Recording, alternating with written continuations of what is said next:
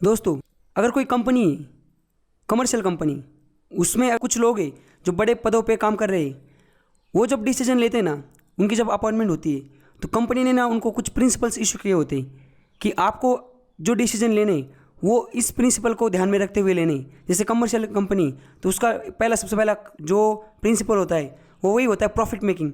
आपको ये ध्यान में रखना है कि हमें ज़्यादा से ज़्यादा प्रॉफिट मिलना चाहिए।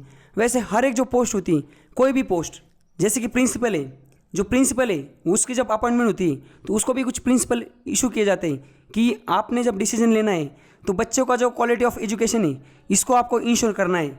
जैसे कोई नेटवर्क की कंपनी, जैसे हम इंटरनेट लेते हैं, तो उनको भी बताया जाता है जॉब ज्वाइन करने के टाइम कि आपको हम ये पोस्ट पर बिठा रहे हैं, आप कोई भी डिसीजन लो, बस ये इंश्योर करो कि जो हमारे कस्टमर्स है इनको जो इंटरनेट का कनेक्शन है, इंटरनेट की जो स्पीड है, वो इनका सही से चलना चाहिए, इनका नेट नहीं बंद होना चाहिए। वैसे ही जो स्टेट है ना, स्टेट मतलब कौन सा, सेंट्रल गवर्नमेंट, स्टेट गवर्नमेंट या कोई भी ऐसी बॉडी जो पावर में है, जो डिसीजन ले सकती है, इनको ना कॉन्स्टिट्यूशन ने कुछ प्रिंसिपल बताए कि आपको आपका काम करते टाइम आपको ये जो प्रिंसिपल है इसको ध्यान में रखते हुए काम करना है, इन चीज़ों के साथ कॉम्प्रोमाइज़ नहीं होना है। तो वो जो प्रिंसिपल्स है ना, उसको बोला जाता है directive principle of state policy. State की जो भी पॉलिसी होंगी उसमें कुछ प्रिंसिपल्स कॉन्स्टिट्यूशन ने डायरेक्ट किए हुए, तो वो आज के लेक्चर में हम देखने वाले हैं। सरकार जब कोई भी लॉ बनाती है, कोई भी कानून बनाती है, तो उनको उस प्रिंसिपल को ध्यान में रखते हुए ही कानून बनाना है। नमस्कार दोस्तों, स्वागत है आपका। ये हमारा पॉलिटी का 12th नंबर का लेक्चर है। इससे पहले लेक्चर में हमने फंडामेंटल राइट्स को कंप्लीट किया था, और आज का जो लेक्चर है उसमें हम DPSP, directive principle of state policy, ये जो चैप्टर है, जो कि हमारा पहला यूनिट है कॉन्स्टिट्यूशनल फ्रेमवर्क, इसमें देखने वाले हैं। तो चलिए शुरुआत करते हैं। देखिए, ये हमारे जो पहला यूनिट है ना, उसका 8 नंबर का चैप्टर है, directive principles of state policy. तो सबसे पहले हम ये जानने की कोशिश करते हैं कि ये डीपीएसपी होता क्या है। आपको मैं एकदम कंसेप्ट बताता हूँ। Directive principle of state policy, इसका मतलब क्या है, ये प्रिंसिपल्स है, और डायरेक्टिव मीन्स क्या, ये डायरेक्शन देते हैं ऑफ स्टेट पॉलिसी, स्टेट की जो पॉलिसी। स्टेट मीन्स क्या, आर्टिकल 12 में हमने देखा था, कोई भी ऐसी चीज़ जो डिसीजन लेने के काबिल हो और वो डिसीजन इम्प्लीमेंट लेने के भी काबिल हो, जो लोकल पब्लिक है उनकी लाइफ को इफेक्ट करता हो। तो हमारे देश में central government, parliament, state government, state legislature, municipal corporations और पंचायत वगैरह जो सारे, और स्टैट्यूटरी और नॉन स्टैट्यूटरी ऑर्गेनाइजेशंस, ये सारे जो चीज़ें ये आते स्टेट में। तो स्टेट जब अपनी पॉलिसी फ्रेम करते हैं, उसके लिए उसको सर्टन जो प्रिंसिपल्स हैं, डायरेक्टिव प्रिंसिपल्स मतलब डायरेक्शन देने वाले प्रिंसिपल, उसको ध्यान में रख के अपनी पॉलिसी बनानी। इसका मतलब ये होता है कि ये जो डीपीएसपी, इसमें कुछ आर्टिकल्स हैं, कहाँ से, आर्टिकल 36 से लेकर आर्टिकल 15 तक। तो यहाँ पे देखो, यहाँ लिखा हुआ है कि दिस डीपीएसपी, ये जो प्रिंसिपल्स है डायरेक्टिव प्रिंसिपल, जो कि स्टेट की पॉलिसी फॉर्म करने के टाइम हमें यूज़ करने हैं, lays down the objective and framework according to which policies and law should be made. इसका मतलब ये होता है कि जब कोई भी स्टेट जब लॉ बनाता है, अपनी पॉलिसी फ्रेम करता है, उस टाइम पे उसको इन प्रिंसिपल को ध्यान में रखना है। इन प्रिंसिपल्स को ध्यान में रखते हुए ही उनको अपने लॉ बनाने हैं। और ये प्रिंसिपल्स कौन से हैं, तो ये प्रिंसिपल्स है आर्टिकल 36 से लेके 50 तक। तो ये सारे आर्टिकल्स हमें देखने हैं आज, समझ गए आप। तो जैसे फंडामेंटल राइट्स था, फंडामेंटल राइट क्या था, इंडिविजुअल आदमी को राइट्स दिए गए थे कि वो अपनी जो है फ्रीडम को कैसे यूज़ करे, क्या करे, वो सारी चीज़ें फंडामेंटल राइट्स में थी। अभी यहाँ पे डीपीएस में क्या है कि स्टेट को अगर कोई लॉ बनाना है, कोई पॉलिसी बनानी है, कुछ भी देश के लिए कुछ भी करना है, तो उसको कुछ प्रिंसिपल से डायरेक्टिव, उनको जो डायरेक्शन देने वाले प्रिंसिपल, उनको ध्यान में रखते हुए ही वो चीज़ करनी। तो वो जो प्रिंसिपल्स है वो हम आज देखने वाले हैं किस में, आर्टिकल 36 से लेके आर्टिकल 50 में। तो ये पूरा इसको बोलते हैं डीपीएसपी। तो ये कंसेप्ट आगे और डिटेल में देखेंगे। देखो, डीपीएसपी जो है हमारा जो कॉन्स्टिट्यूशन है उसके कितने 4th पार्ट में आता है, और कितने आर्टिकल उसमें 36 से लेके 51 तक। अब देखो, मैंने आपको बताया था जो हमारा कॉन्स्टिट्यूशन है उसको हमने 25 पार्ट और 12 शेड्यूल, ये 25 पार्ट और 12 शेड्यूल में इसको हमने ये कर दिया है, डिवाइड कर दिया है। तो अभी जो हमने अब तक कौन सा पार्ट देखा था, पहला पार्ट था यूनियन टेरिटरी, दूसरा था सिटीजनशिप, तीसरा था फंडामेंटल राइट, और चौथा जो पार्ट है अभी वही डीपीएसपी। इस पर डायरेक्ट क्वेश्चन आता है कि ये चीज़ कौन से पार्ट से रिलेटेड आती है। हमने पहले पार्ट जो था उसमें देखा था आर्टिकल 1 to 4 देखा था, union territory and citizen, union and it's territory में। उसके बाद सिटीजनशिप में हमने आर्टिकल 5 से लेके 11 तक देखा था। एंड देन फंडामेंटल राइट जो था हमारा प्रीवियस लेक्चर, उसमें आर्टिकल्स देखते हमने 12 से लेके 35 तक। और आज का जो लेक्चर है आज के लेक्चर में हमें आर्टिकल देखने 36 से लेके 51 तक। इसका मतलब आप आज का लेक्चर जब कंप्लीट हो जाएगा तब तक हमारे कितने आज तक के लेक्चर तक कितने आर्टिकल्स हमने कंप्लीट किए हमने पढ़ के, वो है 51 तक, मतलब वो 1 से लेके 50 तक। और ये 1 से लेके 50 तक जो आर्टिकल्स हैं वो बहुत इंपॉर्टेंट है, इस पर क्वेश्चन आते हैं डायरेक्ट, तो समझ गए आप। तो आज का जो लेक्चर है हमारा वो है DPSP, वो है पार्ट 4 में, और जो कि आर्टिकल 36 से लेके 51 को प्रेजेंट करता है। चलिए फिर वापस आते हैं इस पे स्लाइड पे। यहाँ पे क्या लिखा है देखो, यहाँ पे लिखा है directive principle are the needs of community. Community की नीड है डायरेक्ट टू प्रिंसिपल। क्यों? क्योंकि अगर आपको लोगों के जीवन से रिलेटेड अगर कुछ लॉ बनाने, तो आपको उससे रिलेटेड कुछ प्रिंसिपल को फॉलो करके ही बना सकते हैं आप डायरेक्ट आज जैसे मूड हो गया चलो ये लॉ बनाते हैं, ऐसा नहीं करना चाहिए। आपने लॉ बनाते चाहिए हमारे जो कॉन्स्टिट्यूशन की जो नींव है, क्या जैसे हमारा प्रियम्बल है, प्रियम्बल में हमने सारी चीज़ें लिखी हुई है, तो उस चीज़ को ध्यान में रखते हुए काफ़ी चीज़ें लिखी हुई है प्रियम्बल में, उन सारी चीज़ों को ध्यान में रखते हुए हमारा जो कॉन्स्टिट्यूशन है उसका एसेंस क्या है, उस चीज़ को ध्यान में रखते हुए, जैसे हमारा कॉन्स्टिट्यूशन में लिखा है सोशल, ये वर्ड डाला हुआ है, सेकुलरिज्म ये भी वर्ड डाला हुआ है, तो ये चीज़ों को भी आपको ध्यान में रखना पड़ेगा जब आप लॉ बनाते हो। तो उससे रिलेटेड जब स्टेट लॉ बनाता है तो स्टेट को कुछ डायरेक्टिव प्रिंसिपल भी देने पड़ेंगे, क्योंकि वो कम्युनिटी की नीड है, समझ गए आप। क्योंकि कम्युनिटी के लिए लॉ बनाओगे तो आपको कुछ स्टेट को डायरेक्टिव प्रिंसिपल देने पड़ेंगे, तो उसके हिसाब से स्टेट लॉ बना सकते हैं। वो स्टेट को क्या रिकमेंड करेगा, ये जो प्रिंसिपल्स हैं ये प्रिंसिपल स्टेट को रिकमेंड करेंगे कि लेजिस्लेटिव मीन्स क्या, जो विधानसभा स्टेट में और पार्लियामेंट है कहाँ, सेंट्रल गवर्नमेंट में, उसमें जो लॉ बनाने वो recommend the state in legislature मतलब क्या, स्टेट गवर्नमेंट में जो मतलब स्टेट गवर्नमेंट जहाँ होती है जिसमें लॉ बनाती है, विधानसभा एक तो या पार्लियामेंट, लेजिस्लेटिव, एग्जीक्यूटिव मतलब सेंट्रल गवर्नमेंट और स्टेट गवर्नमेंट उनका डिसीजन, उसको बोलते हैं एग्जीक्यूटिव डिसीजन।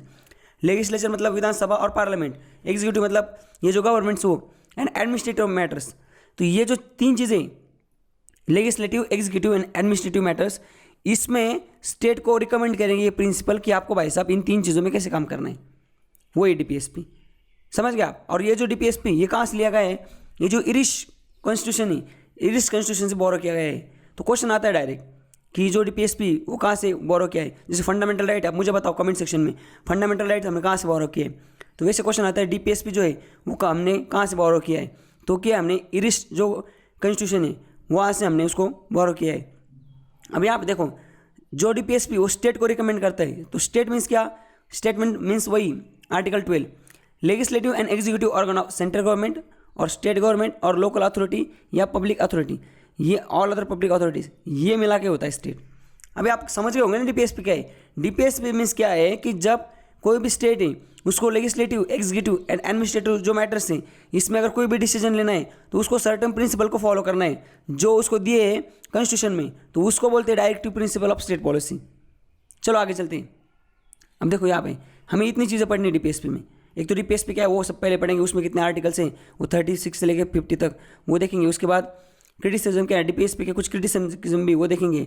DPSP का क्लासिफिकेशन किया गया है, मतलब DPSP के जो प्रिंसिपल्स है, जो आर्टिकल्स दिखे गए नहीं है उनमें बोला गया कि ये गांधीयन आर्टिकल्स है, समझ रहे, ये सोशल आर्टिकल, ये भी हम देखेंगे क्या है वो डिफरेंस देखना है हमें।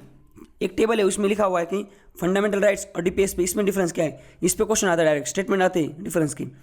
और कुछ मतलब DPSP छोड़ के भी हमारा जो कॉन्स्टिट्यूशन है उसमें कुछ ऐसे आर्टिकल हैं जो DPSP को ही रिप्रेजेंट करते हैं, मतलब वो भी प्रिंसिपल जो है, मतलब वो भी ऐसे डायरेक्टिव प्रिंसिपल ही जो स्टेट को ध्यान में रखना अपना काम करते हुए, तो वो भी अलग अलग जगह है वो भी देखना है, और कुछ मिसलेनियस चीज़ें वो भी देखनी। तो सब शुरुआत करते वहाँ से DPSP से।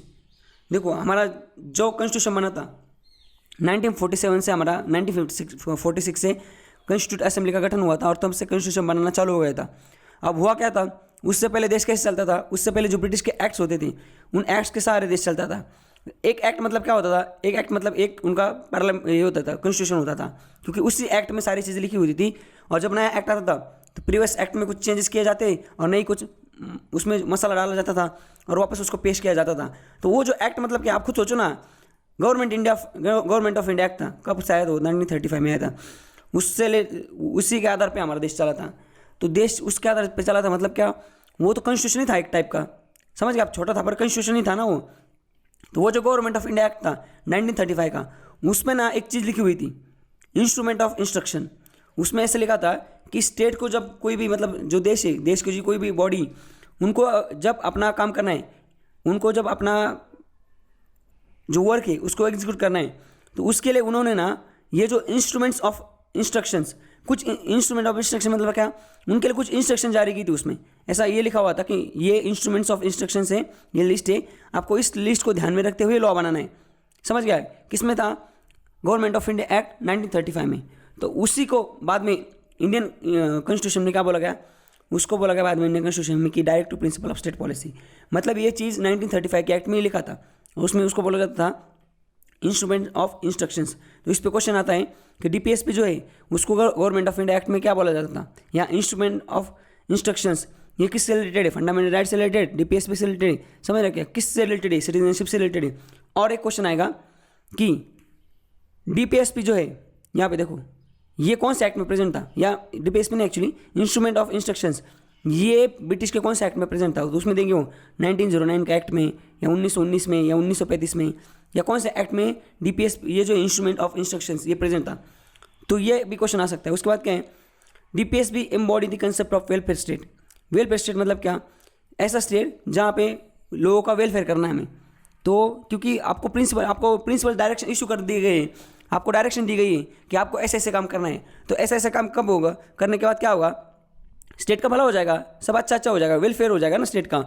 तो इसलिए बोला गया है कि डीपीएसपी जो है वो इस कंसेप्ट को एम्बॉडी करता है, क्या, वेलफेयर ऑफ स्टेट, इसको प्रेजेंट करता है डीपीएसपी।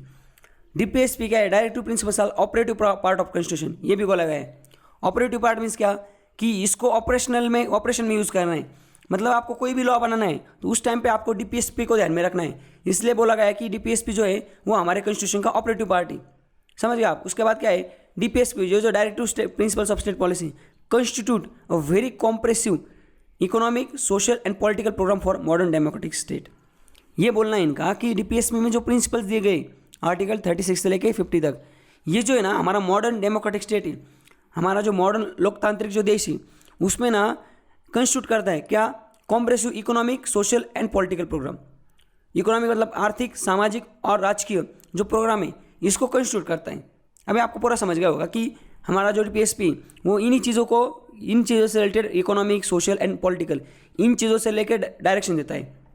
समझ, जैसे इकोनॉमिक मतलब क्या, उसमें बोला गया है कि डीपीएसपी में कि सारे जो लोग हैं उनको इक्वल वेजेस देनी चाहिए, महिला को और जो मेन है उनको भी इक्वल काम देना चाहिए, तो इकोनॉमिक आ गया। दूसरा सोशल, उसमें बोला गया कि सिविल जो है हमारा यूनिफॉर्म सिविल कोड होना चाहिए, तो ये सोशल से रिलेटेड है। पॉलिटिकल, उसमें बोला गया आर्टिकल 14 में कि सारे जो विलेज है उसमें पंचायत का गठन होना चाहिए।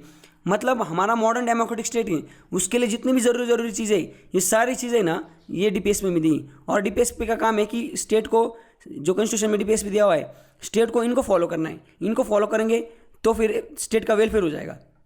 उसके बाद क्या है, the idea of principle is that the realising the high idea of justice, liberty, equality, fraternity as outline in the preamble. इनका बोलना क्या है कि ये जो आइडिया ऑफ प्रिंसिपल्स है, ये प्रिंसिपल का जो डालने का जो आइडिया है वो इसलिए कि रियलाइजिंग, ये स्टेट जो है, गवर्नमेंट जो उसको रियलाइज़ करवाना हाई आइडियाज़ ऑफ जस्टिस जो है इंसाफ, लिबर्टी, फ्रीडम, इक्वलिटी, समानता और फ्रेटर्निटी मतलब ब्रदरहुड, ये जो चीज़ें है ना, ये प्रीएम्बल में जो आउटलाइन की हुई है इसको रियलाइज़ करवाना इस प्रिंसिपल के द्वारा स्टेट को, ताकि वो जो अपने लॉ बनाएंगे इन चीज़ों को ध्यान में रखेंगे। समझ गए? चलो आगे चलते हैं। देखो यहाँ पे लिखा हुआ है, इसको चार्ट में किया हुआ है। अब डीपीएस में क्या लिखा है, concept of welfare of state. DPS में दिया हुआ है कि वेलफेयर स्टेट का कंसेप्ट दिया हुआ है, ये इंग्लिश कॉन्स्टिट्यूशन से हमने लिया है। और ये डीपीएस में मीन्स क्या है, ये कुछ प्रिंसिपल्स हैं जो कि स्टेट को परफॉर्म करने, अपना काम करते हुए, लॉ बनाते हुए, और ये ऑपरेटिव पार्ट है हमारे कॉन्स्टिट्यूशन का। अब सबसे इंपॉर्टेंट चीज़ जो फंडामेंटल राइट्स और डीपीएसपी में जो डिफरेंस है, वो सबसे इंपॉर्टेंट चीज़ जो है डिफरेंस की, वो यही कि फंडामेंटल राइट है ना, ये जस्टिसेबल है। जस्टिसेबल मीन्स क्या, अगर फंडामेंटल राइट का वायलेशन होता है तो आप सुप्रीम कोर्ट के पास जा सकते हो, या आप हाई कोर्ट के पास भी जा सकते हो। हाई कोर्ट के पास पावर है अंडर आर्टिकल 226, और सुप्रीम कोर्ट के पास पावर है अंडर आर्टिकल 32। ये लोग ना रिट्स इशू कर सकते हैं। अगर किसी आदमी का फंडामेंटल राइट्स वायलेट हो जाता है तो ये रिट्स इशू कर सकते हैं, और इनके पास पावर की जो फंडामेंटल राइट्स हैं इसको भी आपको, उनको यह क्या करना है, इनको उसका इम्प्लीमेंटेशन, फंडामेंटल राइट जो है उसको एनफोर्स करने के लिए इनके पास पावर दी गई सुप्रीम कोर्ट, हाई कोर्ट, और वहाँ पे डायरेक्ट हम जा सकते हैं क्योंकि वो जस्टिसेबल है। बट डीपीएसपी वैसा है क्या? नहीं। डीपीएसपी जो है, डीपीएसपी में जैसे आर्टिकल में लिखा है कि स्टेट को लॉ बनाते टाइम ये चीज़ ध्यान में रखनी, बट अगर स्टेट ने वो चीज़ ध्यान में नहीं रखी तो कोई आदमी मुंह उठा के कोर्ट में नहीं जा सकता, समझ रहे। तो डीपीएसपी जो है वो जो नॉन जस्टिसेबल है, ये कोर्ट में चैलेंज नहीं हो सकती, इन पे कोर्ट में केस नहीं चलती सकती, and they are not legally enforceable by courts इनको लीगली इन्फोर्स भी नहीं कर सकता। समझ गए आप क्यों? अब मुझे बताओ इसको नॉन जस्टिसेबल क्यों किया गया है। देखो जब गवर्नमेंट काम करती ना तो उसको कभी कभी ना काफ़ी लिमिटेशंस आ जाती हैं हमारा, क्योंकि हमारा देश का जो सोशो पॉलिटिकल का जो सिस्टम है ना वो बहुत अलग है। तो अगर डीपीएसपी में कुछ चीज़ लिखी हुई कि आपको जैसे अभी ये जो उसमें लिखा है यूनिफॉर्म सिविल कोड जो है वो अब हमारे देश में लागू नहीं हो सकता, क्योंकि लागू हो सकता है वैसे, क्योंकि उसके लिए और बहुत टाइम लगेगा, लोगों को बहुत मैच्योर होना पड़ेगा। यूनिफॉर्म सिविल कोड ये जो है ना ये एक्चुअली आर्टिकल 44 में लिखा हुआ है। इसका मतलब है सारे धर्म में जो लॉ बने हुए हैं वो सारे धर्म के लॉ एक ही लॉ होगा, सारे धर्म में अप्लाई होगा।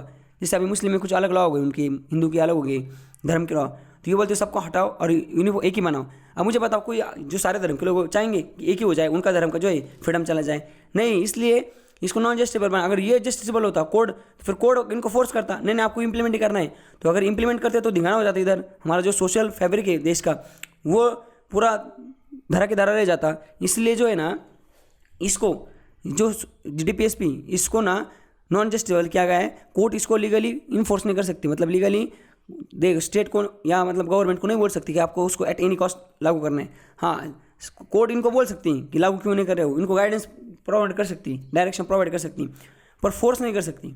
उसके बाद मैंने अभी बताया था आपको पिछले स्लाइड में कि जो डीपीएसपी वो लेजिस्लेटिव एग्जीक्यूटिव एंड एडमिनिस्ट्रेटिव जो मैटर है उसको नीड ऑफ कम्युनिटी जो है उससे रिलेटेड है सारी चीज़ें, उसको इंप्लीमेंट करने के लिए जो चीज़ें चाहिए वो लिखी हुई है डीपीएसपी में, डायरेक्शन चाहिए वो डायरेक्शन लिखी हुई है। और बाद में हमने एक चीज़ देखी जिस पे क्वेश्चन आता है कि जो डीपीएसपी वो ना गवर्नमेंट ऑफ इंडिया एक्ट जो है 1935 इसमें प्रेजेंट है, और उसमें उसको बोला गया है इंस्ट्रूमेंट ऑफ इंस्ट्रक्शन, समझ गए, इस पर क्वेश्चन आता है। तो ये था, और आगे चल देखते हैं, ये था डीपीएसपी जो पार्ट था वो था। अब हम ना यहाँ से ना आर्टिकल्स देखने वाले, समझ गए। आप देखो यहाँ पे लिखा हुआ है कि डीपीएसपी जो है वो नॉन जस्टिसेबल इन नेचर है, मतलब वो लीगली इन्फोर्सेबल नहीं है, इनका वायलेशन अगर हो जाता है तो हम कोर्ट में मुंह उठा के नहीं जा सकते, यही चीज़ है। अब आर्टिकल 36 लास्ट हमने आर्टिकल देखा था 35, आर्टिकल 35 तक हमने देखा था, उसमें क्या लिखा हुआ था, आर्टिकल 35 में ये लिखा हुआ था कि जब फंडामेंटल राइट है उससे रिलेटेड जो भी लॉ बनते हैं वो सिर्फ पार्लियामेंट बना सकती, वो स्टेट लेजिस्लेचर फंडामेंटल राइट से रिलेटेड लॉ नहीं बना सकती। इसका मतलब कल अगर उद्धव ठाकरे को लगा या ममता बनर्जी को लगा कि फंडामेंटल राइट से रिलेटेड हम कुछ लॉ बनाते हैं, हमारे विधानसभा से पास करते हैं, तो वो स्टेट गवर्नमेंट अपने विधानसभा से उस लॉ को पास नहीं करवा सकती, उसके लिए पार्लियामेंट को ही लॉ बनानी पड़ेगी और पार्लियामेंट को ही वो सारा चीज़ करना पड़ेगा। उसके बाद अभी आर्टिकल 36 क्या है, 36 से इट डिफाइन द स्टेट। जैसे आर्टिकल 12 को मैंने बताया था, 12 में जो लिखा हुआ था स्टेट की डेफिनेशन, जो अभी हमने थोड़ी देर पहले देखी, वही आर्टिकल 36 में क्या है, उसने वापस स्टेट को डिफाइन किया है। तो यहाँ पे लिखा हुआ है, देखो same meaning as given in the article 12 of part 3, fundamental right में जो आर्टिकल 12 लिखा हुआ है पार्ट 3 में, वही डिफिनेशन जो है वही आर्टिकल फंडामेंट जो पार्ट 4 है जिसमें डीपीएसपी लिखा हुआ है, उसमें जो आर्टिकल 36 है उसकी डेफिनेशन भी वही। क्या होता है स्टेट मतलब ऐसी अथॉरिटी उनके पास डिसीजन लेने की और डिसीजन इंप्लीमेंट करने की पावर हो जो कि लोगों की लाइफ को इफेक्ट करता हो, ऐसा डिसीजन। तो उसमें आता है central government, state government, legislature, state legislature, parliament, local authorities, municipalities और statutory and non statutory organisations, ये सारे आते हैं स्टेट में। तो ये आर्टिकल 36 है, इसमें बाकी कुछ नहीं। तो आर्टिकल देखो, ये आर्टिकल से ना, इसमें मैं आपको जो आर्टिकल है ना, एक एक आर्टिकल इसको एकदम एक्सप्लेन करूँगा सही से, इसका मीनिंग क्या है, कंसेप्ट जो आपके पूरा क्लियर करवाऊंगा।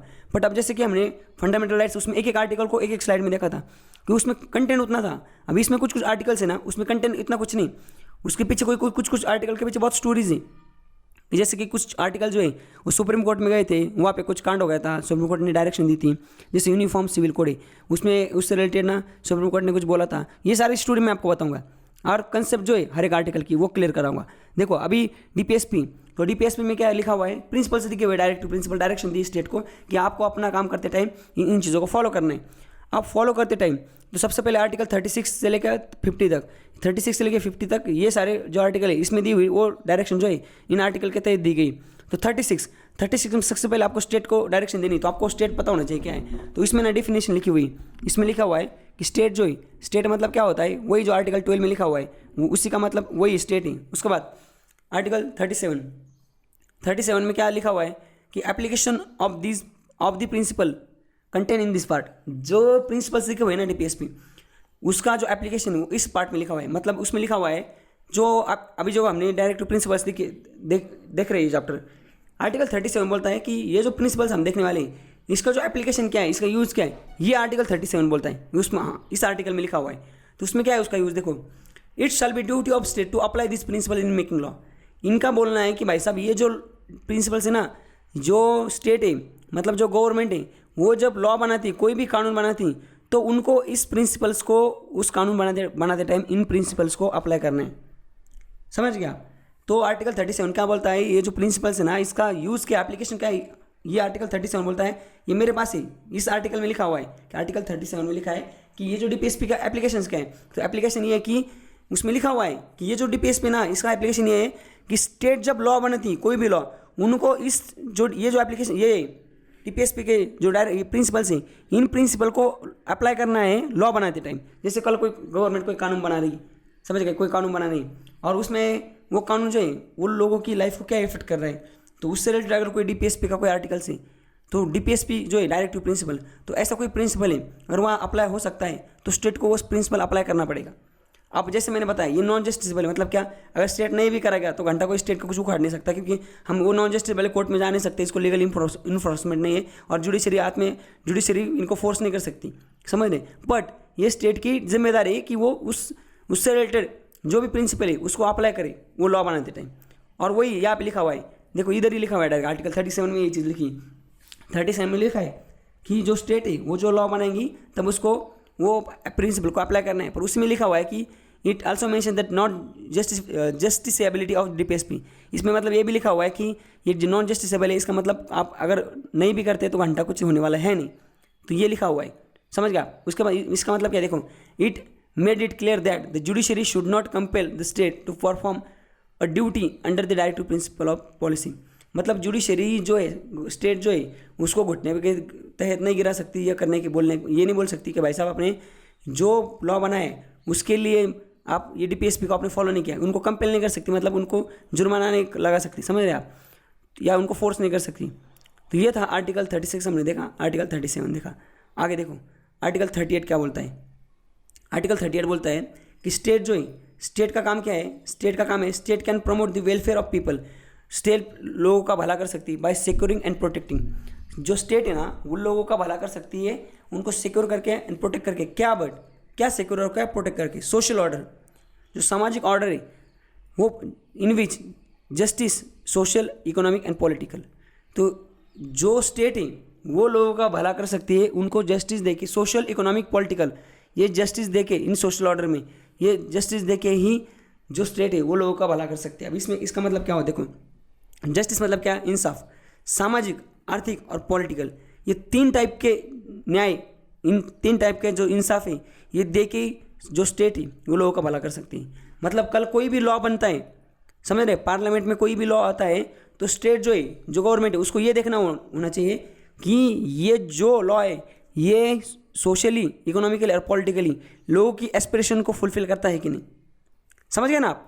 तो इसमें वही लिखा है, आर्टिकल 38 में लिखा है कि स्टेट का काम है, स्टेट प्रमोट का वेलफेयर, लोगों की भलाई कर सकता है, उनको सोशल इकोनॉमिकल जो पॉलिटिकल जस्टिस है उसको प्रमोट करके। अब सोशल इकोनॉमिक और पॉलिटिकल जस्टिस ये क्या होता है, ये प्रेमबल वाला जो चैप्टर है ना, ये प्रेमबल में लिखा हुआ है सोशल इकोनॉमिकल पॉलिटिकल जस्टिस। इसको मैंने इतना डिटेल में पढ़ा है, सोशल जस्टिस जो है इसके अंदर टाइप पढ़ा है, वापस इकोनॉमिकल जस्टिस के अंदर टाइप पढ़ा है, पॉलिटिकल। तो इसको अपना प्रेमबल वाली जो वीडियो है उसको जाके देखिए, फिर उसको आपको पता चल जाएगा। उसके बाद आर्टिकल 38, आर्टिकल 38 में और एक चीज़ लिखी हुई है जिसमें आता है क्वेश्चन, वो है कि article 38 is the keystone और core of the directive principles.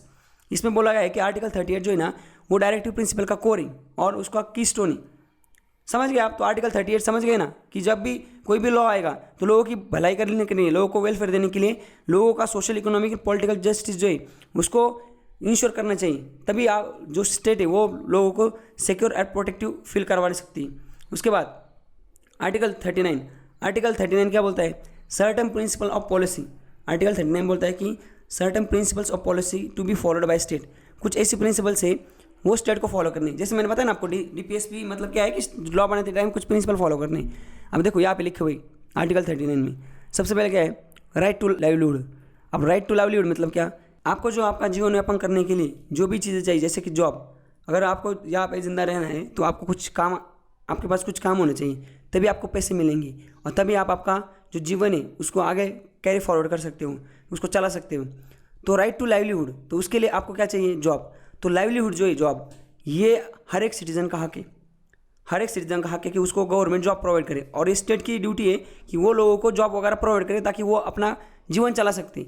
समझ गए? तो जो भी लॉ बनेगा उसमें ये चीज़ ध्यान में रखनी गवर्नमेंट को कि लोगों को लाइवलीहुड हम प्रोवाइड करें। समझ गए आप? उसके बाद क्या है? Equitable distribution. तो सब सिटीजन को इक्विटेबल डिस्ट्रीब्यूशन भी करना है, ये भी काम स्टेट का है। ये क्या है? वर्कर सेफ्टी, जो लोग यहाँ पे काम करते हैं वर्कर, उनकी safety. Healthy development of children, children जो है उनका हेल्थी डेवलपमेंट होना है। उसके बाद equal work for main and women, women और मेन के लिए इक्वल वर्क प्रोवाइड करना। ये जो सारी चीज़ें ना, ये आती है किसमें? ये देखो, principal of policy followed by state. ये सारी चीज़ें स्टेट को फॉलो करनी। जब लॉ बनाएगा तो ये प्रिंसिपल जो है ना, ये स्टेट को फॉलो करनी। उसके बाद देखो, और बाद में एक चीज़ ऐड कर दी गई थी आर्टिकल 39A में। आर्टिकल 39A में क्या चीज़ ऐड कर दी थी बाद में कॉन्स्टिट्यूशन में? क्या? कि equal justice and free legal aid to poor. इसमें लिखा गया है कि स्टेट का ये ड्यूटी कि वो equal justice and free legal aid provide करे पुअर को। तो देखो, बाद में ना एक बॉडी भी बनी थी। देखो, इक्वल जस्टिस मतलब क्या? जैसे अगर आपका कोर्ट में केस चल रहा है, आप अमीर हो, आप कोर्ट में केस लड़ रहे हो, तो आप क्या करोगे? आप अमीर हो तो आपके पास पैसे हैं, आप अच्छे खासे लॉयर को नहीं क्या हायर करोगे, वो आपका केस लड़ेगा, फिर आप केस जीत जाओगे। पर जो पुअर है, अब पुअर के पास तो घंटा पैसे नहीं उसके पास, तो वो क्या केस कैसे लड़ेगा? वो उसके तो खाने के लिए ले, केस नहीं लड़ेगा तो वो उसके पास लॉयर नहीं होगा। लॉयर नहीं होगा तो उसको कोई पब्लिक प्रोसिक्यूशन मिल जाएगा चुने का छोटा मोटा, वो सही से काम नहीं करेगा तो इनको इसको जस्टिस नहीं मिलेगा। इसका मतलब अगर पुअर को अगर पैसा नहीं है उसके पास, तो वो जो ये जस्टिस है उसको ले नहीं पाएगा। इसलिए आर्टिकल 39A में ऐसा बोला गया है कि जो पुअर है इसको फ्री लीगल एड मतलब help, free legal help poor को प्रोवाइड करनी ताकि उसको भी इक्वल जस्टिस मिले। तो इसके लिए गवर्नमेंट ने एक बॉडी बनाई है और वो बॉडी के तहत ये जो गरीब लोग हैं इनको अगर कोई केस वेस लड़नी तो उनको फ्री में वकील मिल जाता है। समझ वो क्या है, वो बाद में देखेंगे हम डिटेल में। तो याद क्लियर है ना? तो ये भी आर्टिकल किस में? आर्टिकल 39 में। तो आर्टिकल 39 जो है उसमें सारी यही चीज़ लिखी, प्रिंसिपल्स लिखे है कि ये प्रिंसिपल को ध्यान में रखना है स्टेट को, इनको फॉलो करना है लॉ जब बनाते तब। उसके बाद क्या है? आर्टिकल 40। आर्टिकल 40 में क्या लिखा है? देखो, आर्टिकल 40 में लिखा है विलेज पंचायत, मतलब village panchayat and their power. तो ये स्टेट की जिम्मेदारी कि वो विलेज पंचायत जो है उनका ऑर्गेनाइज, उनको गठन करे।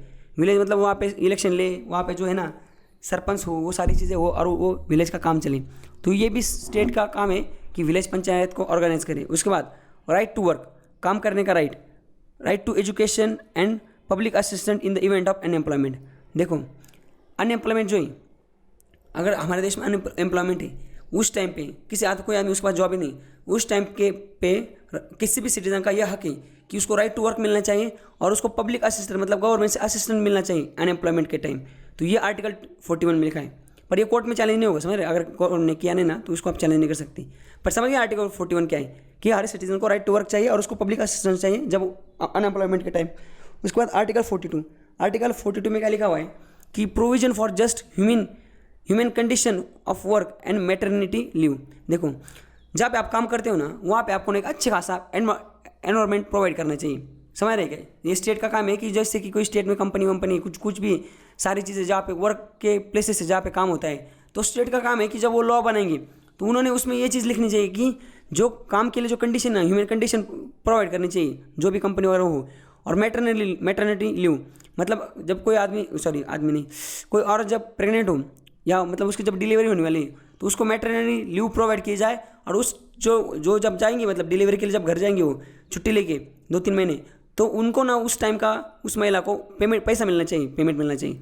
समझ रहे? ये स्टेट का काम है कि उसको पैसा मिलवा के दे। इसलिए गवर्नमेंट ने कानून भी बनाया है और उसके तहत 6 महीने शायद अगर कोई औरत डिलीवरी के लिए जाती तो उसको टोटल मतलब जैसे कि उसको अभी प्रेग्नेंट होती हो 9वें मंथ में, तो उसको ना 7वां जब महीना होता है तभी से उसको छुट्टी पे भेजा जाता है, 6वां 7वां। और उसके बाद वो प्रेग्नेंट होने के बाद उन्होंने वापस 3 महीने या 4 महीने बताना। इसका मतलब टोटल 6 महीने का पीरियड है। तो 6 महीना जो है टोटल वो महिला को ना छुट्टी मिल जाती है। और जो पब्लिक प्लेसेस और प्राइवेट प्लेसेस है वहाँ पे उनको पैसा देना पड़ता है। समझ रहे क्या? उनको 6 महीने का उनको पेमेंट देना पड़ता है। अब उसमें भी कुछ पब्लिक में तो डायरेक्ट गवर्नमेंट की जो कंपनीज हैं उसमें तो डायरेक्ट ही पैसा मिल जाता है, भले नई औरत भी ज्वाइन हुई हो और कुछ भी हुआ हो। पर जो प्राइवेट वाले लोग हैं ना ये साला गेम खेलते हैं। ये बोलते हैं कि अगर आपने यहाँ पे 5 साल से काम कर रहे हो तो भी हम पैसे देंगे, फ्रेशर जो है उनको हम पैसे नहीं देंगे छुट्टी। समझ रहे? ये तो ज़्यादातर रिक्रूट ही नहीं करते ऐसे औरतों को जो समझ रहे क्या जिनका बच्चा मतलब शादी वादी हुई नहीं और ये बच्चे का प्रॉब्लम हो सकता है, क्योंकि प्राइवेट कंपनी सोचती है कि साला 6 महीने का पेमेंट कहाँ इनको फ्री में दे,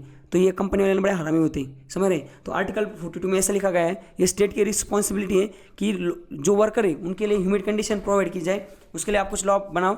और मैटरनिटी लीव जो औरतें उनके लिए, उसके लिए भी आप कुछ लॉ बनाओ। तो ये दोनों पे भी ना, देखो दोनों पे भी गवर्नमेंट ने लॉ बनाई, दोनों पे भी लॉ है फिलहाल। उसके बाद क्या है, आर्टिकल 43। आर्टिकल 43 क्या बोलता है, लिविंग वेज फॉर वर्कर्स। जो वर्कर है ना उनके लिए जो वेजेस है, समझ रहे, उनके लिए जो दाढ़ी उनका मतलब उनके जो पैसा है जो पेमेंट, उसके लिए भी लॉ बनाया जाए। तो उसमें गवर्नमेंट ने इस पर रिलेटेड लॉ भी बनाए कि सबको इक्वल वेजेस होने चाहिए, समझ रहे। ऐसा नहीं कि कोई सेम काम है, सेम काम के लिए अगर 2 लोग काम कर रहे हैं तो उसको एक को कम पैसा एक को ज़्यादा, ऐसा नहीं हो सकता, समझ रहे क्या। तो ये भी गवर्नमेंट ने इससे रिलेटेड लॉ बनाई। तो आर्टिकल 43 में उससे मैं बताता हूँ, उसमें और एक चीज़ है। अब लिविंग वेजेस फॉर वर्कर से रिलेटेड जो और एक चीज़ है, देखो आपको आपने सुना होगा लेबर यूनियन। लेबर यूनियन पता क्या होता है, जैसे कोई कंपनी, अब मैं आपको बताता हूँ, होंडा कंपनी एग्जांपल देता हूँ, ये ना गुड़गांव में यहाँ मैं गया था, होंडा कंपनी मुझे अभी पता नहीं था, तब मैंने फर्स्ट टाइम देखा था। वहाँ पे ना कुछ लोग ना सोए हुए थे, होंडा कंपनी जो गुड़गांव की, वहाँ पे कुछ लोग बहुत काम कर रहे थे और कुछ लोग है ना सोए हुए थे, ऐसे पड़े हुए थे। तो मुझे जो लेके गए थे वहाँ पे, मेरे एक रिलेटिव वहाँ पे काम करते, तो वो भी गए, उन्होंने अपने दोस्तों से मुझे इंट्रोड्यूस करवाया। तो मैं बोला आप लोग काम क्यों नहीं कर रहे, आप यहाँ पे बैठे क्यों। तो उन्होंने बोला कि हम लेबर में हमारा कोई घंटा कुछ उखाड़ नहीं सकता। तो मैं बोला, उस टाइम मैं यूपीएससी की प्रिपरेशन नहीं कर रहा था, मुझे पता नहीं था कुछ भी। तो मैं बोला कि आपको कोई कुछ नहीं कर सकता, इसका मतलब क्या है, लेबर यूनियन क्या है। तो उन्होंने समझाया, देखो जब भी कोई कंपनी बनती, एक कंपनी फॉर एग्जांपल, अब कंपनी में क्या होता है, लोग काम करें, बट अगर कोई लेबर है, जैसे कोई आदमी वो कुछ एक्स्ट्रा मतलब शान पत्ती करता है, तो कंपनी उसको काम से निकाल देती है बिना कुछ मतलब नोटिस इशू के या कुछ भी। तो अगर सिर्फ एक कंपनी, इसमें अगर लेबर यूनियन नहीं, तो क्या हो जाता है, वो कंपनी ना बहुत डोमिनेटेड फैक्टर होती है, वो किसी को सुनते नहीं, वो अपने मन मर्जी से काम करती है, उसको लगा ये आदमी काम करने या ये ज़्यादा नाटक कर रहा है, उसको निकाल देती। बट अगर किसी कंपनी में लेबर यूनियन बनती, लेबर यूनियन मीन्स क्या, लेबर यूनियन देखो आर्टिकल 43 में लिखा है कि ये में डाला हुआ है, देखो participation of worker in management of industry. Labour union मतलब क्या, ये लेबर लोग की एक यूनियन बनती, उनका एक लीडर होता है, समझ रहे। और वो जो कंपनी के जो मैनेजिंग डायरेक्टर्स हैं, बाकी सारे जो है ना एमडी वगैरह, उनके साथ बैठता है, वो डायरेक्टर बन जाता है, ऑलमोस्ट डायरेक्टर नहीं बन जाता वो, पर उस टाइम को उसको पावर होता है कि वर्कर से रिलेटेड कोई भी प्रॉब्लम है तो उससे शेयर करना है। आपने डायरेक्ट कंपनी ने उन पर एक्शन लेना है, उसको बताना है, फिर वो अंदर नीचे कमेटी बनाता है, फिर वो बताता है कि आपने ये काम, समझ रहे, मतलब कोई वर्कर कुछ नाटक कर रहा है तो वो उनसे डील करता है। बट क्या हो जाता है, लेबर यूनियन के चक्कर में अगर कंपनी कोई भी ऐसा काम करती है इनजस्टिस वाला, या कोई ऐसा काम जो लेबर के हितों के खिलाफ है, तो लेबर यूनियन क्या करती, स्ट्राइक कर देती, धरना देती। धरना देने के बाद क्या हो जाता है, धरना देने के बाद फिर ये जो लेबर है, कंपनी का काम ही बंद पड़ जा मतलब काम ही बंद हो जाता है, समझ रहे हैं आप। और फिर लेबर जो लोग लेबर यूनियन के बाद इनके पास ये परमानेंट भी हो जाते हैं, समझ रहे। अब परमानेंट कोई आदमी तो उसको आप निकाल भी नहीं सकते। तो मैं जहाँ गया था ना, वो जो लोग थे ना, वो सारे के सारे वो परमानेंट थे कंपनी में, वो परमानेंट थे। और बाकी जो काम कर रहे थे ना, वो टेम्प्रोरी बेस पे हायर कॉन्ट्रैक्ट पे हायर किए गए थे। अब जो कॉन्ट्रैक्ट पे हायर किए गए उनको तो कंपनी डायरेक्ट निकाल सकती है, बट जो परमानेंट है उनका तो लेबर यूनियन था, उनको कंपनी कुछ बोलेंगे तो ये स्ट्राइक पे चल जाएंगे, समझ गए। तो लेबर यूनियन के चक्कर में फ़ायदा भी होता है, वैसे फ़ायदा ये होता है कि लेबर की हितों की रक्षा होती है, बट लॉस ये है कि कंपनी का ये लॉस, कभी कभी लेबर जो है ना फिर ये नाटक करने लगते हैं, समझ रहे, कैसे सोते हैं फिर ये ऐसी चीज़ें। तो हमारा जो कॉन्स्टिट्यूशन है उसका आर्टिकल 43A, उसमें लिखा गया है कि जो वर्कर है इनका पार्टिसिपेशन करना है हमें इंडस्ट्री के मैनेजमेंट में। तो इनका पार्टिसिपेशन कैसे होगा, लेबर जो यूनियन है वो बनेंगे, उसका जो मैन है उनका लेबर यूनियन का जो हेड है वो कंपनी के साथ डील करेगा, उसके मैनेजमेंट में काम करेगा। उससे क्या हो जाएगा, लेबर के हितों की रक्षा होगी, समझ रहे। तो ये living worker ways of worker के लिए सुविधा है। और एक चीज़ देखो, आर्टिकल 43B ये में तो ये डाला गया है, और 1971 अमेंडमेंट एक्ट 2011। अब देखो ये मतलब क्या, ये कॉन्स्टिट्यूशन में नहीं था, ये बाद में डाला गया है, ये मतलब क्या, ये बाद में डाला गया है, ये भी बाद में डाला गया है। अब उसमें ये 97th अमेंडमेंट एक्ट जब आया था, उसमें क्या डाला था, प्रमोशन ऑफ कोऑपरेटिव सोसाइटी। जो कोऑपरेटिव सोसाइटी ना, इसका प्रमोशन किया जो क्लॉज है वो इसमें डाला गया था, समझ गए आप। तो ये था आर्टिकल 43। उसके बाद आर्टिकल 44, देखो ये आर्टिकल 44 ना, ये बड़ा, ये देखो यहाँ पे थोड़ा स्टोरी। अब आर्टिकल यूनिफॉर्म सिविल कोड देखो, अब यूनिफॉर्म सिविल कोड ना, इसमें लोग काफ़ी कन्फ्यूज़ कर जाते हैं, इसको ना बोलते हैं मराठी में समान नागरिक कायदा। और लोगों का कन्फ्यूजन क्या, मैं आपको बताऊं, समान नागरिक कायदा ये बोलते यूनिफॉर्म सिविल कोड को। अब लोगों को क्या लगता है, लोग बोलते हैं, देखो जैसे कि ये बोलते हैं कि मोदी जी ना समान नागरिक कायदा लगा देंगे और फिर रिजर्वेशन चला जाएगा। अरे भाई, रिजर्वेशन का और समान नागरिक कायदे का कोई दूर दूर तक रिलेशन नहीं। लोगों को लगता है कि समान नागरिक कायदा मतलब क्या, सारे नागरिक को समान कायदा हो जाएगा और ये रिजर्वेशन हट जाएगा। अरे समान नागरिक कायदे का मतलब वो नहीं, यूनिफॉर्म सिविल कोड जो है ना, उसका मतलब समझना, वो रिजर्वेशन उससे रिलेटेड कुछ नहीं। यूनिफॉर्म सिविल कोड मतलब इसका मतलब ये होता है कि जो जैसे कि मुस्लिम में ना उनकी शरिया लॉज है, मतलब मुस्लिम धर्म में कुछ लॉज है। जैसे मुस्लिम में क्या बोला जाता है, एक आदमी 4 औरतों के साथ शादी कर सकता है, समझ रहे हैं आप, उनका खुद का है। अगर कुछ जैसे ट्रिपल तलाक था, उसको तो हटा दिया, तो ट्रिपल तलाक उनका खुद का लॉ था, तलाक तलाक तलाक बोल दो कि हो गया डिवोर्स। ऐसे मुस्लिम के कुछ अलग लॉ है, वैसे हिंदू के भी कुछ अलग लॉ है। उनके जो ये समझ रहे हिंदूज, उनका भी रिलीजियस लॉ बोल रहा हूँ मैं, धार्मिक जो लॉज है उनके अंदर इंटरनल वाले।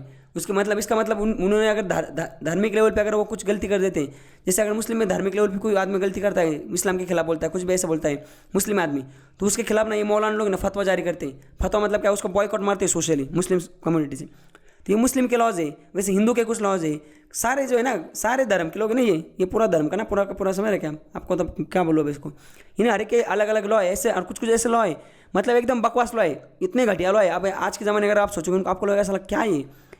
तो जब देखो ना 44 आया था, आर्टिकल 44, जब हमारे कॉन्स्टिट्यूट असेंबली की जो डिबेट चल रही थी ना, उसमें देखो उस टाइम पे अम्बेडकर ने बोला था, कब 70 साल पहले, मतलब देखो अम्बेडकर की सोच कितनी सही थी।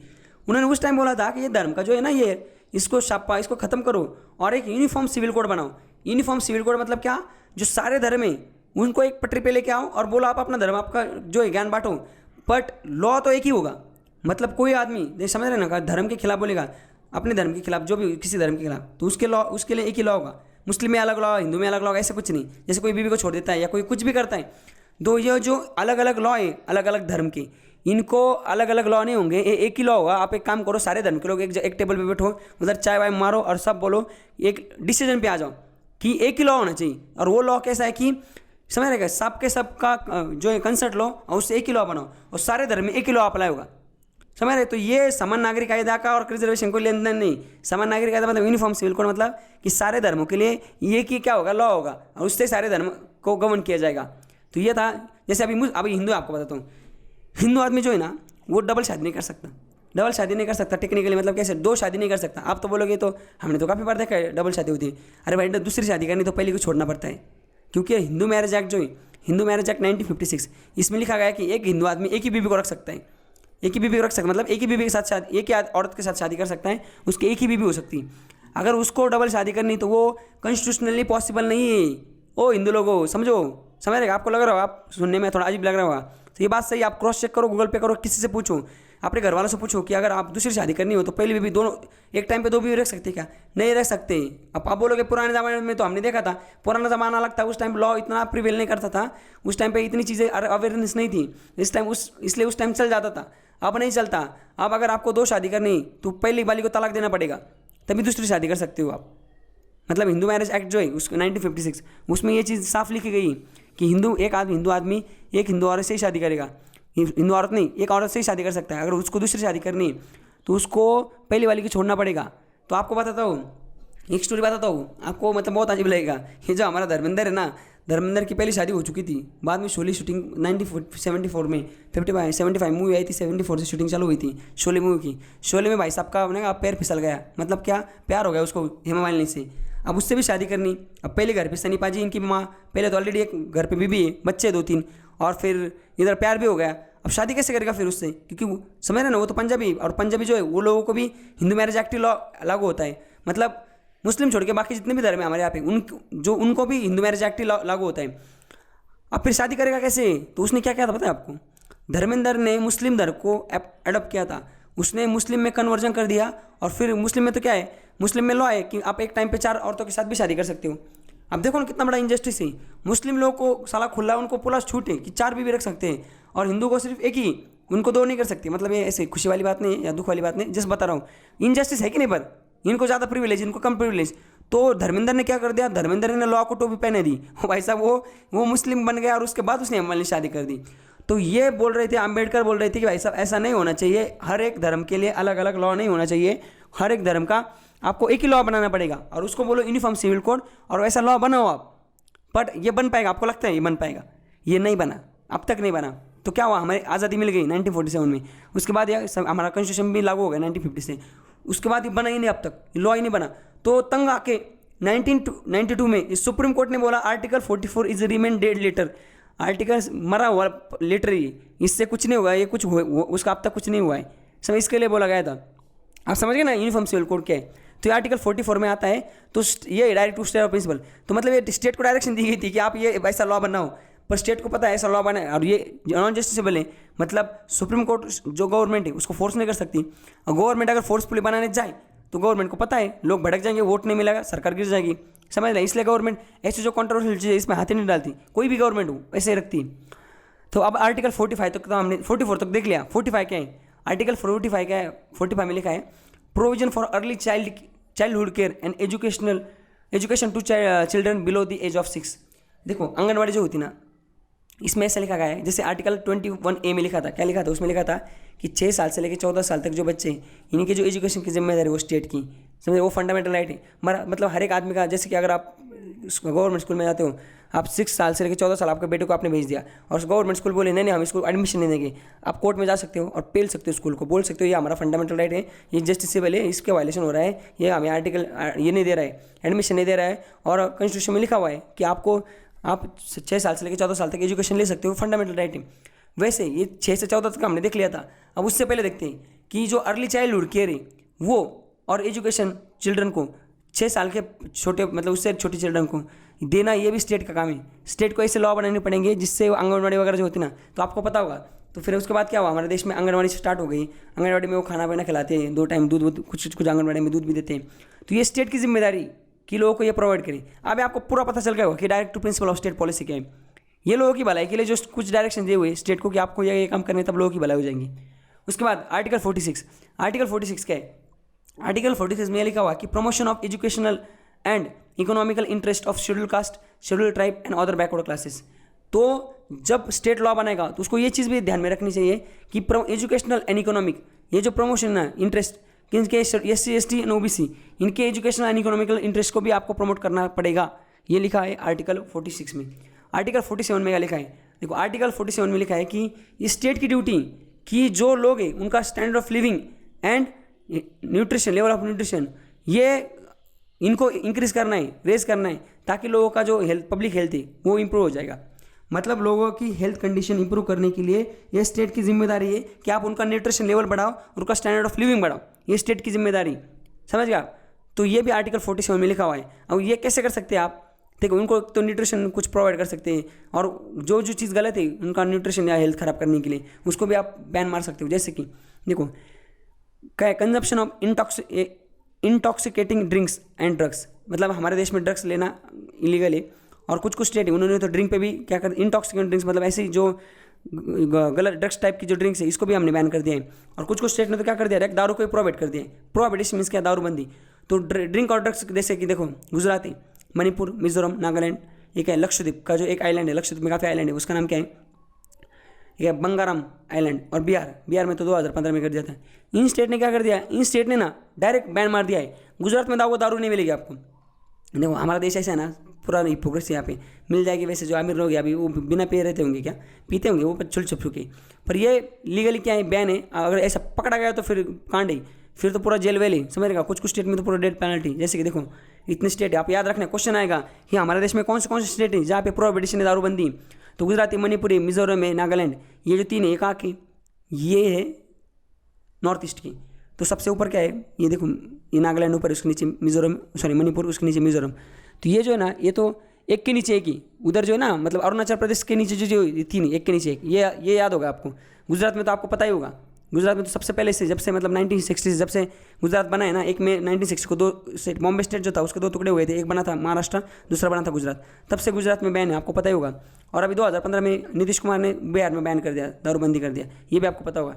तो prohibition manufacturing of sale, consumption and alcohol, manufacture करना, उसको बेचना और उसको पीना, ये तीनों मतलब सिर्फ पीना अलाउड, ऐसा नहीं कि पीना नहीं, उसको मैन्युफैक्चर करना भी ये अलाउड नहीं, उसको बेचना भी अलाउड नहीं और पीना भी अलाउड नहीं। और गुजरात में तो वो इसमें आया था, हम देखो गुजरात में जो है ना बॉम्बे प्रोहिबिशन एक्ट ये आया था, ये उस टाइम बॉम्बे नाम था ना उसका, और उसके बाद में अमेंड भी किया था, और उसमें उन्होंने एक चीज़ डाली थी। गुजरात ऐसा इकलौता स्टेट है हमारे देश में जहाँ पे दारू पीने पे या दारू बनाने पे डेथ पेनल्टी, मतलब उनको फांसी की सज़ा भी हो सकती, सोचो आप। और ये जो कानून है ना, ये दोनों जगह इम्प्लीमेंट है, पर महाराष्ट्र में दोनों जगह के लिए ऑपरेशनल था, बट महाराष्ट्र अभी इसको, महाराष्ट्र में तो दारू अलाउड है, पीना भी बनाना भी। और जो लक्षद्वीप है उसमें सिर्फ एक ही आइलैंड है, कहाँ नाम, उसका नाम बंगाराम आइलैंड, वहाँ पे दारू बैन है। उसके बाद देखो आपको एक स्टोरी बताता हूँ ये देखो इनका नाम है ना, ये देखो ये आदमी, इनका नाम है भजन लाल, नहीं सॉरी बंसीलाल। अब बंसीलाल है ना, ये आदमी ना हरियाणा के चीफ मिनिस्टर थे, काफ़ी बार हुए थे। उनका पार्टी, एक पार्टी थी, उनका नाम था हरियाणा विकास पार्टी। हरियाणा विकास पार्टी नाम था उनका। वहाँ पे ना असेंबली के इलेक्शन हुए, मतलब स्टेट गवर्नमेंट के लिए इलेक्शन हुए, अंदर की जो इलेक्शन होते हैं ना वो हो गए। अब इलेक्शन हो गए एमएलए के लिए 1996 में। इनकी पार्टी ना सत्ता में आ गई स्टेट गवर्नमेंट में, और ये सीएम बन गए। अभी चीफ मिनिस्टर बन गए कब, 1996 में। जैसे चीफ मिनिस्टर बन गए ना, इन्होंने क्या कर दिया, इन्होंने ना दारू पे बैन मार दिया, इन्होंने लिकर पे बैन मार दिया। और उसके बाद 2 साल बाद क्या था, 1998 में वहाँ पे थे मेंबर ऑफ पार्लियामेंट, मतलब जो खासदार होते हैं सांसद, उनके लिए इलेक्शन था वहाँ पे। अब 96 में तो गवर्नमेंट बन गई इनकी, ये चीफ मिनिस्टर बन गए, और इन्होंने एक स्टेट गवर्नमेंट में एक डिसीजन ले लिया एग्जीक्यूटिव ऑर्डर से कि इन्होंने दारू को बैन मार दिया। अब दारू बनाना, पीना और सेल, कंजप्शन और मैन्युफैक्चरिंग इन्होंने बंद कर दी। अब 1998 में वहाँ पे मेंबर ऑफ पार्लियामेंट के इलेक्शन हुए, वहाँ पे हरियाणा में 10 सीट, 10 मेंबर ऑफ पार्लियामेंट की सीट है सांसद की, वहाँ पे इलेक्शन हुआ, इनको बस एक ही सीट मिली। तो इनको पता चल गया कुछ चीज़ें ऐसी होती ना, इनको बहुत लेट समझ आई ये चीज़ कि वो आपको पता होती है वो लोगों की भलाई के लिए, पर लोगों को नहीं चाहिए होती वो। तो इन्होंने क्या कर दिया फिर, वैसे जैसे ही इनको पता चल गया कि भाई साहब ये तो लोग हमारे खिलाफ हो गए दारू नहीं दी तो, और हमें एक ही सीट मिली, तो फिर इन्होंने क्या कर दिया, 1998 में वो बैन हटवा दिया था। समझ गए आप। अरे वो बहुत मतलब ऐसे कुछ हमारे इंडिया में कुछ ऐसे स्टेट हैं, वहाँ अगर आप दारू बैन कर दोगे ना तो गवर्नमेंट गिर जाएंगी। दारू में मतलब खतरनाक चीज़ दारू। अभी देखो ना कोरोना चल रहा है, लाइन में लोग मरने के लिए तैयार हो गए दारू पीने के लिए। तो यहाँ पे हमने यहाँ तक कितने आर्टिकल देखे थे, कहाँ तक गया, आर्टिकल 47 देखा था, जिसमें लिखा हुआ था कि लोगों को जो पब्लिक हेल्थ है उसको इंप्रूव करने के लिए ये गवर्नमेंट की ड्यूटी, स्टेट की ड्यूटी कि वो उनका लेवल ऑफ न्यूट्रिशन बढ़ाए और स्टैंडर्ड ऑफ लिविंग बढ़ाए। उसके बाद क्या है, यहाँ आते हैं आर्टिकल 48। देखो आर्टिकल 48 में क्या लिखा है, ऑर्गेनाइजेशन ऑफ एग्रीकल्चर। देखो organisation of agriculture, animal husbandry and prohibition of cow slaughter. मतलब ये जो है organisation of agriculture and animal husbandry, ये भी agriculture, animal husbandry, animal husbandry मतलब क्या है, ये पशुपालन, इन चीज़ों को भी स्टेट को लॉ बनाने देने में ध्यान में रखना है। और काउ स्लॉटरिंग मतलब हमारे देश में जो है ना गाय को मारना, उसका कत्ल करना, उसको खाना हमारे देश में बैन है। आर्टिकल 40 जो है, आर्टिकल 48 लीगली मैं बोल रहा हूँ, वैसे झोल करके लोग खाते कुछ 48 में। और आर्टिकल 48 ये भी डाला हुआ है, उसमें क्या लिखा हुआ है, protection and improvement of environment and safeguard to forest and wildlife. मतलब protection of and improvement environment, ये स्टेट की जिम्मेदारी है कि इन्वायरमेंट को प्रोटेक्ट करें, उनको उसको प्रोटेक्शन प्रोवाइड करें। एंड जो forest and wild life, forest मतलब जंगल जो है, वाइल्ड लाइफ मतलब जो जंगल में जो प्राणी पशु रहते हैं उनकी जो सेफगार्ड है, ये भी स्टेट की जिम्मेदारी है। आर्टिकल 49 क्या बोलता है, protection of monument place and object of national importance. National importance के जो ये ऑब्जेक्ट्स हैं, मोनूमेंट्स है, प्लेसेस है, जैसे ताजमहल है, कुतुब मीनार है, ये सारी चीज़ें समय शनिवार वाड़ा, ये जो चीज़ें ना जो आर्कियोलॉजिकल सर्वे ऑफ इंडिया के अंडर आती, इनको प्रोटेक्ट करना भी ये किसकी, स्टेट की जिम्मेदारी। तो इसलिए तो स्टेट लॉ बनाती है, उनको जो आर्कियोलॉजिकल सर्वे ऑफ इंडिया है, इनको जैसे पावर दी गई कि आप ये काम कर सकते हो, वो कर सकते हो, समझ रहे हैं। उसके बाद आर्टिकल 50 में क्या बोला है, separation of judiciary from executive. इसमें बोला गया कि जुडिशरी और एग्जीक्यूटिव ये सेपरेट ही, एग्जीक्यूटिव काम करेंगे, जुडिशरी उसका अगर कोई काम गलत करे तो उसमें इंटरवीन करेगी, देखेंगे सही चल रहा है गलत चल रहा है, पर दोनों एक नहीं, दोनों अलग अलग हैं। तो ये लिखा गया आर्टिकल 50 में। उसके बाद आर्टिकल 51 में क्या लिखा हुआ है, to promote the international peace, security, just and honourable between the nations, respect and international law. इसमें क्या बोला है कि ये स्टेट की ड्यूटी है और लोगों की भी एक्चुअल ड्यूटी है कि इंटरनेशनल पीस और सिक्योरिटी इसको एस्टेब्लिश करें, समझ रहेगा। इंटरनेशनल जो लॉ है वो उसको रिस्पेक्ट करें, जैसे कोई इंटरनेशनल लॉ है वो हमारे देश में हमने अडॉप्ट कर लिया तो उसको रिस्पेक्ट करना है, समझ गए। Not automatic but by legislature, मतलब क्या है, इंटरनेशनल कोई लॉ है तो हमारे ऐसा डायरेक्ट ऑटोमेटिकली नहीं बोलना है गवर्नमेंट ने, उसको हमारे पार्लियामेंट में भी पारित करना है, बिल लेके आना है, उसको पास करना है। तो ये आर्टिकल 51 में देखा है। तो हमने DPS में जो आर्टिकल्स थे ना 36 से लेकर कहा तक 51 तक, ये सारे आर्टिकल हमने देख लिए। आपको अगर सारे आर्टिकल को मैंने एकदम डिटेल में समझाए, सारे आर्टिकल को विथ एग्जांपल समझाए, कुछ कुछ तो अच्छे किस्से भी बताए, तो आप इसको एकदम सही से देख लो एक बार। तो ये जो टॉपिक था DPSP ये हमने देख लिया। इसका मतलब पहला टॉपिक तो देख लिया। अब तक हमने आर्टिकल 1 से लेके आर्टिकल 51 तक ये सारे आर्टिकल हमने देख लिया। अब ये जो DPSP चैप्टर इसके बाकी चीज़ें बाकी देखो, जैसे क्रिटिसिज्म ऑफ DPSP, इनके जो प्रिंसिपल है इसको 3 कैटेगरी में डिवाइड किया गया है। और difference between fundamental right and DPSP, ये जो सारे, और DPSP जो कुछ अदर कॉन्स्टिट्यूशन के पार्ट है उसमें भी DPSP से रिलेटेड कुछ चीज़ें वो भी, और मिसलेनियस, ऐसे ये जो सारी बची हुई चीज़ें हैं ना ये हम नेक्स्ट लेक्चर में देखेंगे। और नेक्स्ट लेक्चर में और एक चीज़ देखनी है हमें, ये बची हुई चीज़ें को कंप्लीट करेंगे और ये 150 तक जो आर्टिकल है ना इनको फास्ट फॉरवर्ड वापस एक बार रिवीजन करेंगे, समझ गए। आपको एक स्टोरी कोई याद रखने का कोई तरीका बताऊंगा। तो आज का जो लेक्चर है इस यहाँ तक हमने आर्टिकल 51 तक सारे आर्टिकल देख लिए, समझ गया आप। तो आज के लेक्चर में बस इतना ही। Thank you so much, enjoy. ऐसे और वीडियो के लिए चैनल को सब्सक्राइब कीजिए और साइड में दी हुई बेल को प्रेस कीजिए।